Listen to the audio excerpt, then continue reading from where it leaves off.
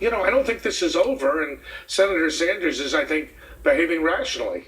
Well, and we had some comments from Senator Barbara Boxer yesterday talking about Sanders can't just diss everybody who supports Clinton.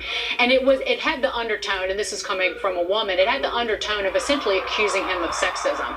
So it also smells of desperation on behalf of Senators Reid and Boxer and all of her Clinton supporters. I think that there's a lot of truth to that, Dagan. If the Clintons are doing individually and collectively 30 events over 5 days in a state where they had a double-digit lead a couple of weeks ago, that suggests that the Secretary of State understands what we're not talking about, that California is pretty close to do or die for her. And the Clinton campaign needs to be careful. We were looking at this video from this Sanders rally. There is so much fever for Bernie Sanders. She is going to, assuming that she gets a nomination, she will need all of his supporters. These are first-time voters. These are young people. And if you keep dissing him, they're not going to come out for her. And that's the other problem. I mean, the polls against Donald Trump showed the race a dead heat there.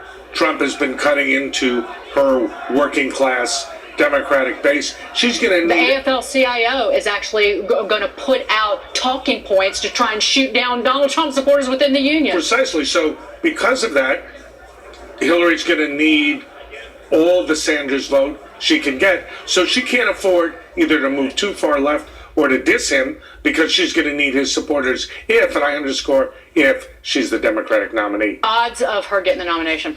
I'd say they're still 75-80%, but there are enough storm clouds, you can't say 100. Doug, great to see you. Dagan, thank you. Always. Has another suggestion. Now he's going to be campaigning, and you know what? He shouldn't campaign. He should go out and do the job that he's supposed to be doing, not campaigning.